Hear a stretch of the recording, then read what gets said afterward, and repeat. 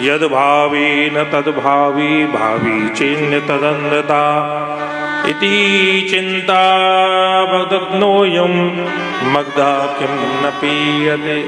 अगर नसीब में लिखी को तुम मिटा सकते है, भगवान भोलेनाथ का विष पीना उनके भाग्य में था, इसलिए उनको पीना पड़ा। भगवान नारायण का सर्वस्व होना उनके भाग्य में वही है, उसको तो वो भी नहीं मिटा सकते। कहते हैं जगन्नाथपुरी में एक दिव्य महात्मा रहते थे, बड़े सुंदर, जगन्नाथ जी से साक्षात्कार था उनका, बड़ी सेवा करते। एक दिन काल के प्रभाव से वो वृद्ध हुए, वृद्ध के साथ साथ बीमार भी हो गए। उन्हें बीमार के संग्रहणी रोग हो गया। संग्रहणी रोग जानते? संग्रहणी माने दस्त, बड़ा भयंकर। 1 2 3 4 बार जब वो जंगल गए तो स्वाभाविक है, जब ये रोग लग जाए 4-5 बार जाओ तो ऐसा लगता है महीनों से बीमार हो गए क्या। आयुर्वेद कहता है जब तक शरीर में मल है तभी तक बल है शरीर में, ये आयुर्वेद का नियम है।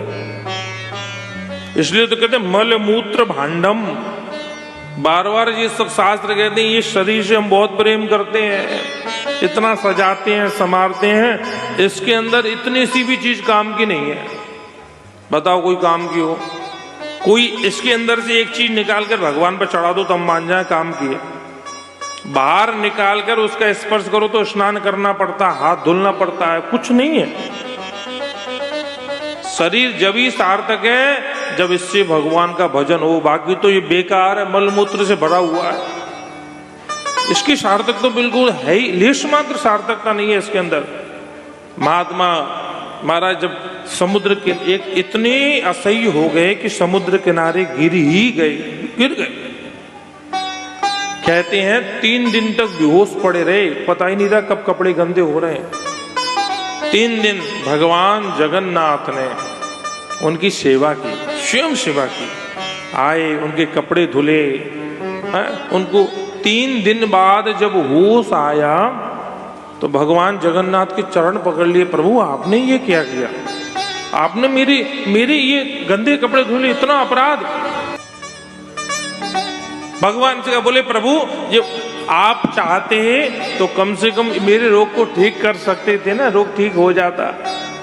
कहते हैं भगवान ने क्या कहा उस महात्मा से, भैया देख तूने मेरा भजन किया उसका फल ये दिया, मैं तेरी सेवा करने आ गया क्योंकि तूने मेरी सेवा की, पर तूने जो किया वो तो तुझे ही भोगना है, हमने जो किया वो हम भोगेंगे। भगवान की सेवा करने से, भगवान का भजन करने से ये है भगवान हमें रास्ता दिखा देंगे उससे निकलने का, पर वो तो भोगना ही भोगना है, वो कहीं नहीं जाएगा। कहते हैं वही उस महात्मा के ऊपर 11 दिन की जो 13 दिन की बीमारी थी, तो जगन्नाथ भगवान ने वो 11 दिन की बीमारी अपने ऊपर ले ली। हर बार जब रथ यात्रा होती है उसके 11 दिन पूर्व पटबंद हो जाते हैं भगवान जगन्नाथ के, और जगन्नाथ भगवान बीमार हो जाते हैं। प्रेम से बोलो हर हर महादेव। आज तक उस भक्त का रोग अपने ऊपर लिए हुए हैं। हाँ 11 दिन मंदिर बंद रहता है, कोई दर्शन नहीं जाएगा। जगन्नाथ भगवान के माथे पर गर्म पट्टी रखी जाती है, ठंडी पट्टी। जगन्नाथ भगवान को आयुर्वेदिक काढ़े दिए जाते हैं, क्वाथ दिए जाते हैं। जगन्नाथ भगवान को वैद्य देखने जाता है क्योंकि भगवान साकार हैं, भगवान साक्षात हैं। हम जब तक अपनी गोविंद में, जब तक अपने गोपाल में साक्षात्कार भाव जागृत नहीं करेंगे कुछ नहीं होने वाला। केवल पीतल पत्थर की मूर्ति मानेंगे तो कहाँ पीतल पत्थर नहीं है, सब जगह है। आज भी जगन्नाथ भगवान बीमार होते हैं, उसी के बाद तो रथ यात्रा उत्सव मनाया जाता है जब पट खुलता है 11 दिन के बाद। कहने का मतलब जो किया है वो तो भोगना ही भोगना पड़ेगा।